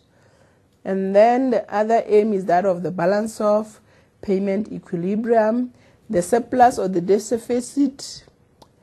Now I cannot even hear myself. The surplus or the deficit on the trade balance should be diminished by limiting the imports and promoting the exports. Remember, if we import too much, this is not good for the country, because what happens, we have a negative balance, which is the deficit on the balance of payment. So in order for us to have a healthy position, exports must be more than the imports. Then we are here, surplus. That is the healthy situation, which is very difficult to attain. It can be done by foreign trade policy, which focuses on export promotion, import substitution, and protection. If you remember, this was also a question somewhere in the objective questions. Therefore, if we can encourage exports and then we try to produce as much as local products, try to protect local industries from harmful activities such dumping and others, then we may strive or may get there in a way. Right, so if any of these were in your discussion, then you were qualifying for 26 marks. Right. Sorry for that. Additional part. That is the one that we said you must give your own opinion. Remember, like I said initially, the way the question has been phrased is such that you qualify what you have discussed in terms of the real situation as you see it. That is why we say in your own opinion. But that is guided by the content. For example, if you talk about the economic growth that we talked about previously, we say South Africa targets 4 to 5% economic growth. Previously, South Africa had about 5% economic growth and so on. If you qualify full employment, you can always say, compared to foreign countries, unemployment is very high. So anything that you discuss about unemployment, about unemployment, saying we do not have, the unemployment has increased. Even if you have not specifically used this, but we can tell that you are on full employment and you say it has not been reached 1, 2, 3, 4, that would be acceptable. The same with the exchange rate, the same with the price stability, and the same with economic equity. Like economic equity has improved in many areas because people can see affirmative action, people can see people getting grants, people can see progressive systems still taking place, and so on. So you go on and on with that, and you then conclude your story by saying maybe you'll use the same one.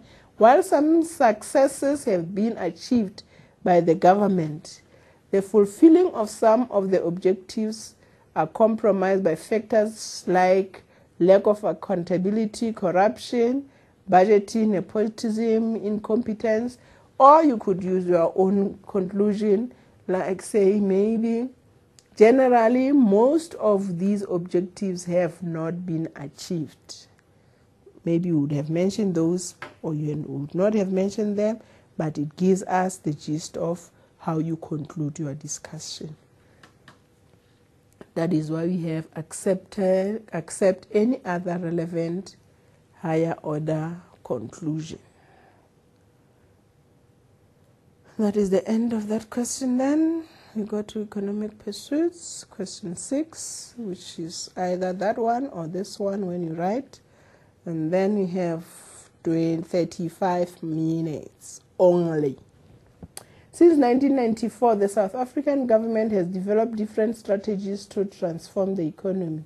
Discuss the following South African growth and development strategies in detail. It is very important, guys, my candidates, to look at the question and respond accordingly. It says here, discuss the following South African growth and development strategies in detail, and not any other strategy, which is what some of the candidates did. They discussed things that were not asked. The only thing that we had to discuss was National Skills Development Strategy, the New Growth Path, the National Development Plan, and then for the additional part, you must evaluate the strategies used in South Africa regarding. That is all that was required from you. And most of this content is there in your Mind the Gap, especially. Introduction. Almost 30% of South African population is absolutely poor. Therefore, poverty is serious policy matter for the government. If you said anything around the strategies, even if you did not necessarily explaining these, but giving a general overview of what is happening, that would have been acceptable. But what would not have been acceptable, which a lot of people lost their 2 marks, was to say, since 1994, the South African government has developed different strategies to transform the economy. No. That is rewriting this. If you talked about maybe since 1994, the standard of living has improved because we have different strategies that are used to ensure that that perhaps could have helped, but not rewriting what you have already been given. The main part here, national skills development was to be discussed. There are things that you had to discuss about the national skills development strategy. This policy provided the framework for skills development in a workplace. GIPSA is a short to medium-term mechanism to fast-track the objectives of NSDS. But most of the candidates here failed to explain that the national skills development is actually for people who are already working. We try to develop to make them better people to improve their productivity. That is what we failed to find from most of responses here. And they were talking about things that do not necessarily here. They say people are helped with unemployment and what not, but that was not explaining the NSDS. The three processes for implementation was it focuses on productive citizens, it focuses on equality, quality training, and skills development in workplace. Focuses on institutional learning. Guys, you need to know the different strategies and what specifically are they trying to address. Right, the new growth path. It aims to enhance growth, create employment, and greater equity. It was announced in October 2010, and the main focus was to create the 5 million jobs over the 10-year period. Can you see? It is important that you must understand what each strategy is actually trying to address, because some are to create new jobs, some the job is already there to better people, some to focus on the youth, and so on and so on. And therefore, the focus is very important as you discuss the different strategies. Let us go on. Key areas where jobs can be created. There you have them: infrastructure expansion, agriculture, and the others.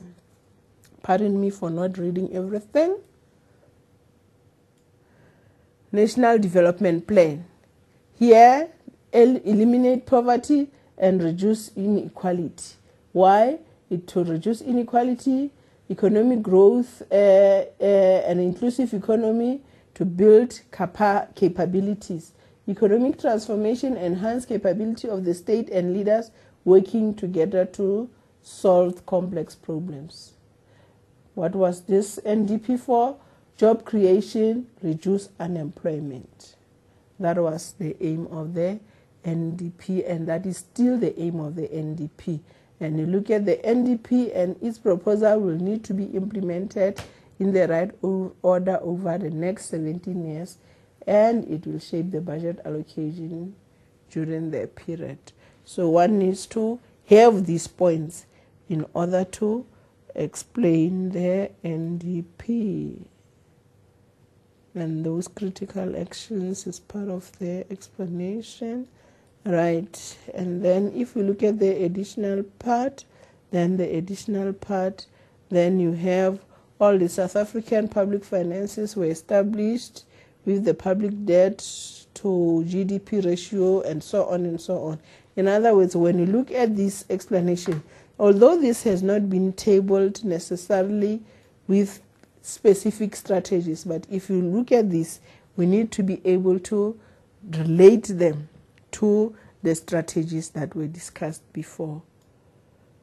And then, or if that was not how you presented your opinion, then you could have gone through this other route of looking at policies like the usage of gear, the usage of the RDP, and so on. And this is still acceptable, as this were the means to achieve. In conclusion, it is debatable whether the new strategies implemented will be successful in addressing the various economic objectives, because the past policies have failed to meet their targets, like ASGISA.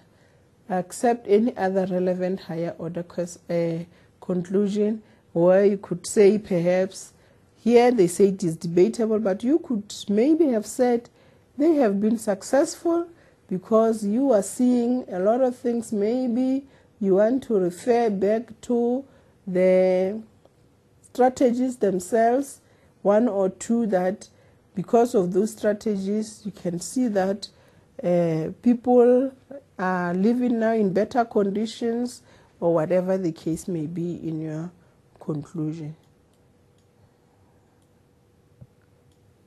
Right, this is just what I said. You must stay with me for a while. I'm now about to conclude, and this, you know, I'm just reminding you, remember one more time that in paper 1 you have 150 marks. You write for 1.5 hours, and you cannot afford not to know which questions you are going to answer in the examination. The topics that you are doing, the main topics, will be the macroeconomics as well as the economic pursuits. Under macroeconomics, it's circular flow, business cycle, public sector, foreign exchange market, protectionism, and free trade. The topics under economic pursuits is growth and development, industrial development policies, economic and social performance indicators that we sort of gone home with in this paper. And now what I want to say to you, if you can focus on one of the topics which you are strong in, the chances of you doing better in this examination are very huge. Let me make an example using the marks. If you go to question 1, which is compulsory, you are plus minus having, let's take maybe you are strong in macroeconomics.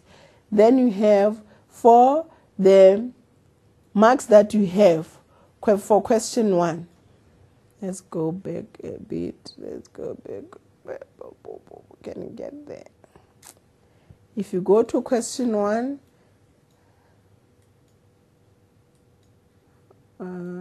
let's see. If you go to question 1, for an example, you have here 30 marks. Of these 30 marks, 15 of this would be, say, we are making use of macroeconomics, will be macroeconomics. So you are working out of 15 marks already from here.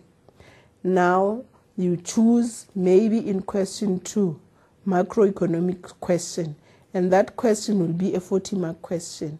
Now how many marks are you working out of just on macroeconomics? It's 40 plus the 15. It's 40 plus the 15. It gives you how much? It gives you about 55. So you are answering macroeconomics out of 55 already. Remember, in this section you are choosing 2 questions. Now the questions is the macro, the combination, and the pursuit. Now if you chose the macro and then you choose another question which is the combination, let's say we said it is about 55. Now you choose another question which gives you about 20. The 55 plus the 20 gives you about 75. Where is the 20 from? Because it is a combination question, assuming that the macro has 20 and the pursuit has 20. So you have the 20. So we are talking the 20, the 40, and the 15. 20, 40, 70. Okay, 20 plus 40 is 70 plus 15. It's about 65. Am I right? Let me just add correctly. Let's just add correctly together so that I'm accurate in what I'm saying. Let's say question 1. Question 1, we said, I want us to see it as we talk about it. We said we are talking about, let's look at the marks. It's 30 marks. We say 15 of that is at least macroeconomics. We go to section B. And when you go to section B, let's say you decided to choose macroeconomics. And therefore, one question that you have chosen, which is purely macroeconomics, will be 40 marks. So if it is 40 marks, then you already are working out of 55 marks. And then let's suppose you choose a question like the one we have just done in question 4, where it's a combination. Now it's a 40 mark, maybe the 20 mark is only for the macro. Then we are talking about the 75 marks that you'll be working out of.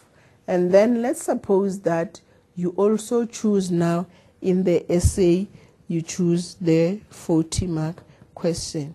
You have 70 here, you have around 7 plus 4 will give us what? 7 plus 4 will give us, okay, you more or less have around, say, 115. I may not be accurate, maybe you have 115. You already are working out of 115 only on macroeconomics. So if you have done a lot of work on macroeconomics, then the chances of you getting a lot of marks is there. Then you can answer now. In that objective questions in question 1, you'll still be able to understand some of the questions because you would have also studied that module or the topic, but without necessarily giving it equal attention as the other one, which is the macroeconomics. And then maybe in the combination question, also you can be able to answer some of the questions, because with the economic pursuits, you also have certain things like explaining the data response, getting the marks from the data response itself, and so on. Now you are working for 150 marks. If you are working out of 150 for macro, 115 or so for macro, and then you have these other marks that you can collect in the objective questions, and these other marks that you can collect in the combination question, you definitely must pass. You definitely must pass. So do as many questions as it is possible in the topic you feel strong in. And then do not neglect the other topic, but focus more, put more energy where you know you can collect as many marks as it is possible. My supplementing candidates, I wish you very well, and I would like to say to you, one of the most common causes of failure is the habit of quitting when one is overtaken by a temporary defeat. You not making it in November was just a temporary defeat. You cannot quit now. You can still make it.